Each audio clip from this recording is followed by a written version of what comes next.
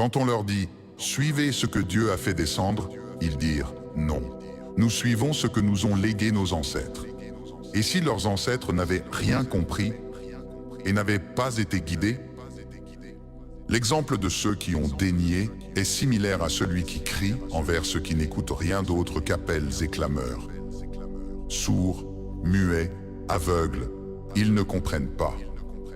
Ô vous qui avez cru, mangez des bonnes choses que nous vous avons attribuées et soyez reconnaissants envers Dieu si c'est lui seul que vous adorez. Il vous a seulement interdit la charogne, le sang, la chair du porc et ce qui a été dédié à un autre que Dieu. Mais si quelqu'un y est contraint, autrement que par désir ou transgression, alors nul péché ne lui sera imputé. Dieu est pardonneur, miséricordieux. Ceux qui cachent ce que Dieu a fait descendre du livre et l'échangent contre un vil prix, ceux-là ne s'emplissent le ventre que de feu. Et Dieu ne leur parlera pas le jour de la résurrection, et il ne les purifiera pas. Il y a pour eux un châtiment douloureux.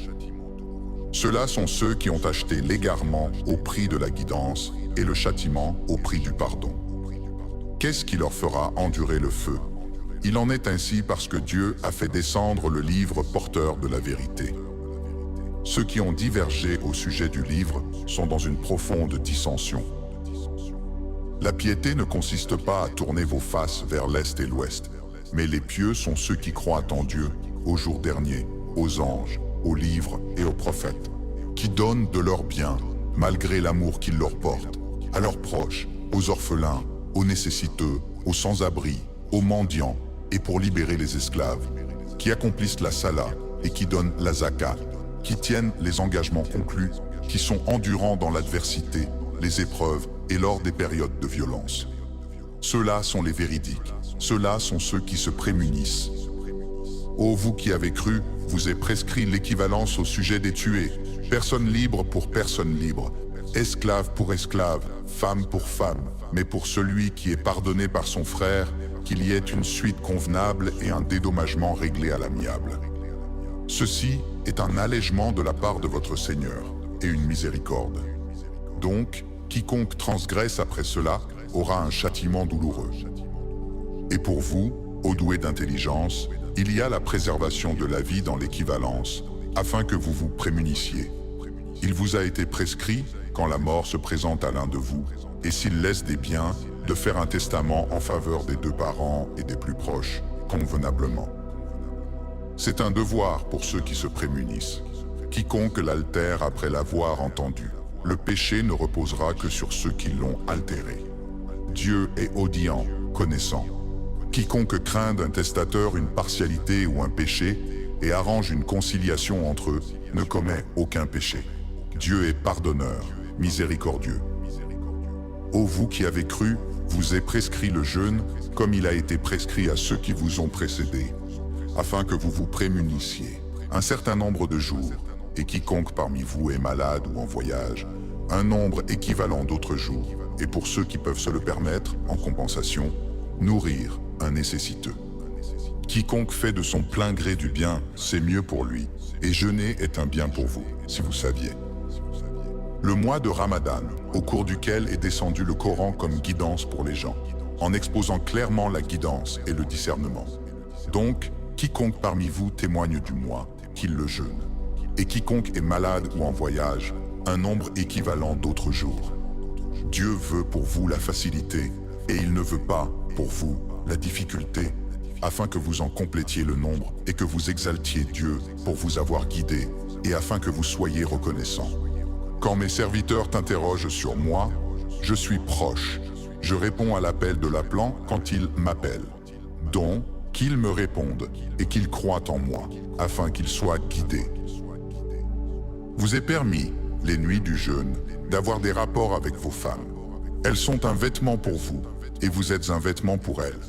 Dieu savait que vous vous trahissiez vous-même. Il accepta donc votre repentir, et vous pardonna. Maintenant, vous pouvez avoir des rapports avec elles, et aspirer à ce que Dieu vous a prescrit. Mangez et buvez, jusqu'à ce que se distingue le fil blanc du fil noir de l'aube, puis complétez le jeûne jusqu'à la nuit. Et n'ayez pas de rapport avec elles quand vous êtes dévoués dans les masjids. Voilà les limites de Dieu, ne vous en approchez pas. C'est ainsi que Dieu clarifie ses signes aux gens, afin qu'ils se prémunissent. Ne consommez pas illicitement vos biens entre vous, et ne vous en servez pas pour corrompre les autorités, afin de consommer une partie des biens des gens, par péché, alors que vous savez. Ils t'interrogent sur les nouvelles lunes. Dis, elles servent aux gens à mesurer le temps, et pour le Hajj. La piété ne consiste pas à approcher les maisons par l'arrière, mais la piété consiste à se prémunir.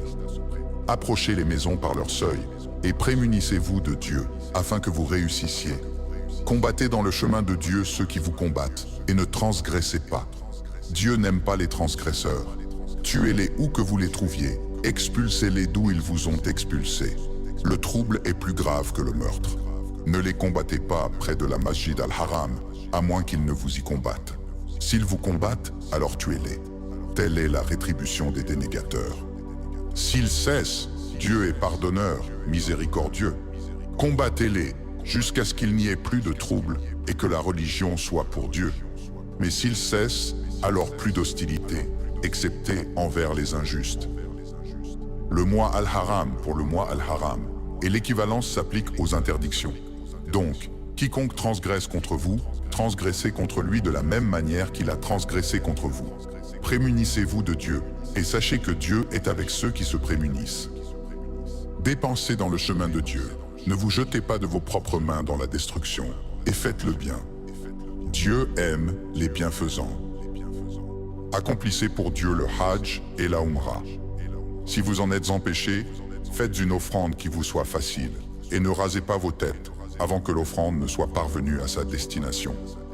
Quiconque parmi vous est malade ou souffre d'une affection de la tête doit compenser par un jeûne, une aumône ou un rite d'adoration. Puis, quand vous êtes bien portant, quiconque progresse de la Umrah au Hajj doit faire une offrande qui lui est facile. Et s'il ne peut pas, qu'il jeûne 3 jours pendant le Hajj et 7 une fois de retour, soit un total de 10. Ceci est pour ceux dont la famille n'est pas présente à la Masjid al-Haram. Prémunissez-vous de Dieu et sachez que Dieu est sévère en punition. Le Hajj a lieu en des mois connus. Quiconque s'impose le Hajj en ces mois, alors point de rapport, de méchanceté et de dispute au cours du Hajj. Ce que vous faites de bien, Dieu le sait. Munissez-vous de provisions, mais la meilleure provision est la prémunition. Prémunissez-vous de moi, ô doué d'intelligence. Aucune faute ne vous sera imputée de rechercher quelque faveur de votre Seigneur. Puis, quand vous vous dispersez depuis Arafat, rappelez-vous Dieu près de Al-Mahar al-Haram, et rappelez-vous de lui pour vous avoir guidé, alors qu'auparavant vous étiez de ceux qui s'égarent.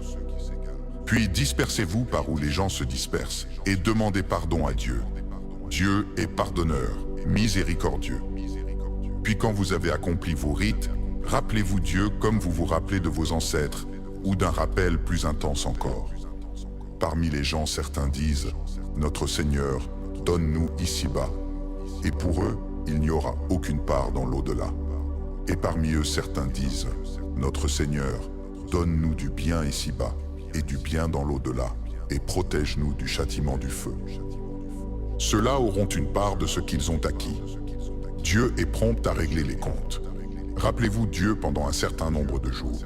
Celui qui se hâte en 2 jours ne commet pas de péché, et celui qui reste plus longtemps ne commet pas de péché pour celui qui se prémunit. Prémunissez-vous de Dieu, et sachez que c'est vers lui que vous serez rassemblés. Parmi les gens dans la vie d'ici-bas, il y a celui dont la parole t'impressionne, et qui prend Dieu à témoin de ce qu'il y a dans son cœur, alors que c'est le plus acharné des opposants. Dès qu'il se détourne, il parcourt la terre pour y semer la corruption, et détruire terre cultivée et progéniture. Dieu n'aime pas la corruption. Et quand on lui dit « Prémunis-toi de Dieu », sa fierté le conduit à pécher. L'enfer lui suffira. Et quelle misérable couche!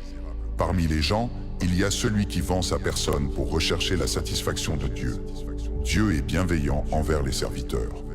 Ô vous qui avez cru, entrez tous dans la paix et ne suivez pas les pas du diable, car il est pour vous un ennemi évident.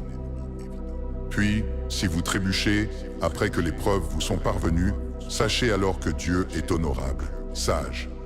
Qu'attendent-ils si ce n'est que Dieu leur vienne dans l'ombre des nuages, avec les anges, et que l'affaire soit réglée?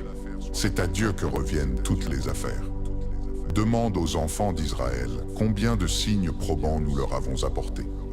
Quiconque altère le bienfait de Dieu après qu'il lui soit parvenu, alors Dieu est sévère en punition. La vie d'ici-bas a été embellie aux yeux de ceux qui ont dénié, et ils ridiculisent ceux qui ont cru. Mais ceux qui se sont prémunis seront au-dessus d'eux le jour de la résurrection. Dieu pourvoit à qui il veut, sans compter. Les gens formaient une seule communauté, puis Dieu envoya des prophètes comme annonciateurs et avertisseurs. Il fit descendre avec eux le livre porteur de la vérité, pour juger entre les gens sur ce en quoi ils divergeaient. Or, ce sont ceux-là même à qui il avait été donné, qui entrèrent en désaccord à son sujet, après que les preuves leur furent parvenues, par rivalité entre eux. Puis, Dieu guida ceux qui ont cru vers la vérité au sujet de ce en quoi ils divergeaient, avec sa permission. Dieu guide qui il veut sur le droit chemin.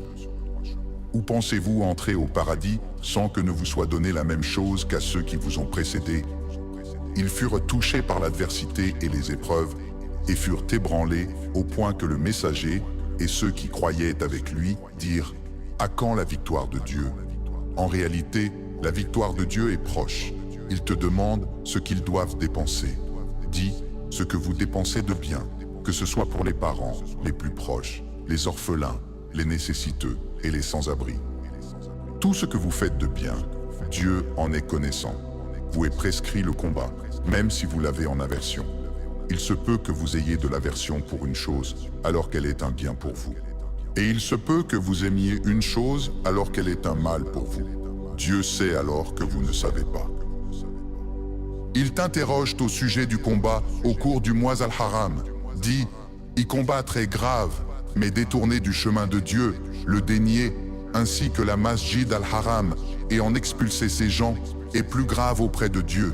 Le trouble est plus grave que le meurtre. Ils ne cesseront de vous combattre s'ils le peuvent, jusqu'à vous détourner de votre religion.